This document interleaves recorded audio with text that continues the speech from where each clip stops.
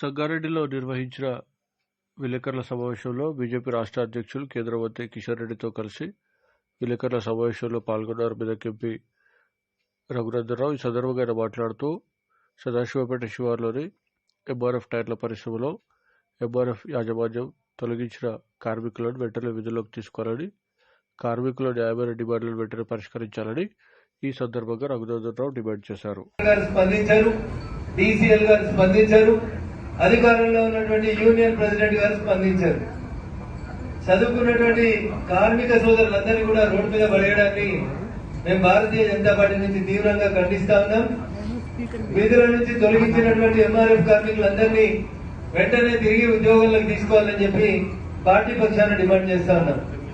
లేని పక్షంలో రేపు ఉదయం కంపెనీ గేట్ దగ్గరకు వస్తాం, తొలగించిన కార్మికులందరినీ తీసుకొని వస్తాం. మీరు పోలీసు వాళ్ళని పెట్టుకుంటే మేము ఇంకొక రకమైనటువంటి ఆలోచన చేయాల్సి ఉంటుందని చెప్పి ఎంఆర్ఎఫ్ యాజమాన్యాన్ని ఈ సందర్భంగా హెచ్చరిస్తా ఉన్నాం.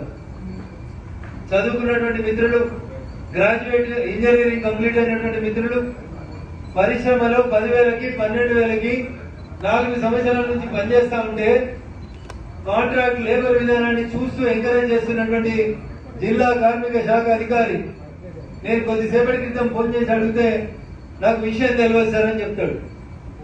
మా మీడియా మిత్రులు కూడా విజ్ఞప్తి, నిన్నటి నుంచి ఎంఆర్ఎఫ్ కంపెనీ గేట్ ముక్కడ జరుగుతున్నటువంటి అరాజకాలని కొంచెం బయటి ప్రపంచానికి తెలియజేయాల్సిందిగా మీడియా మిత్రులకు విజ్ఞప్తి చేస్తా ఉన్నాం. ఎంతమంది వర్కర్లు ఉన్నారో అంతమంది పోలీసులను గేట్ కడబెట్టి ఎంఆర్ఎఫ్ కార్మికులందరినీ కూడా నిర్దాక్షిణ్యంగా తొలగించింది కాంగ్రెస్ ప్రభుత్వం. కొత్తగా ఉద్యోగాలు ఇచ్చుడు ఎట్లాగో సాధ్యం కాదు. ప్రైవేట్ కంపెనీలు తెస్తా ఉన్నాం, దావోస్ పై పెట్టుబడులు తెచ్చినాం, లక్షల కోట్లు తెచ్చినాం, కొత్త ఉద్యోగాలు చాలా ఇస్తామని చెప్తారు.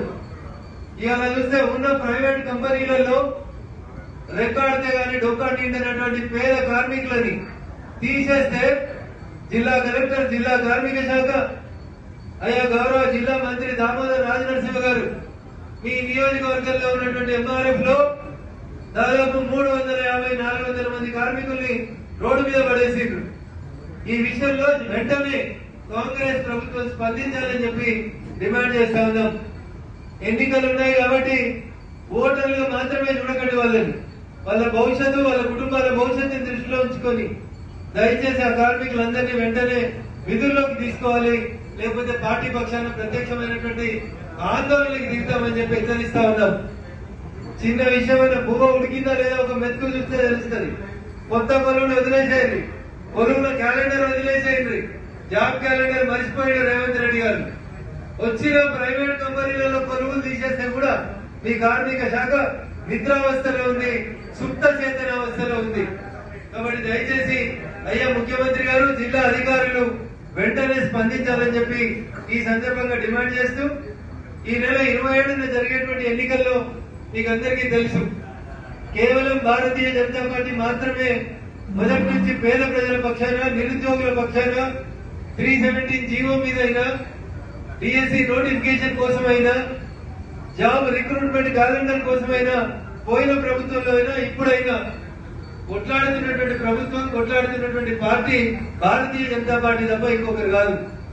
రాహుల్ గాంధీ దొరికొస్తారు, అశోక్ నగర్ దగ్గరకు వస్తారు, ట్రైనింగ్ ఇన్స్టిట్యూట్ల దగ్గర తీసుకుపోతారు, గొప్పగా చెప్తారు కాంగ్రెస్ అధికారంలోకి వస్తే జాబ్ క్యాలెండర్ ఇస్తామని.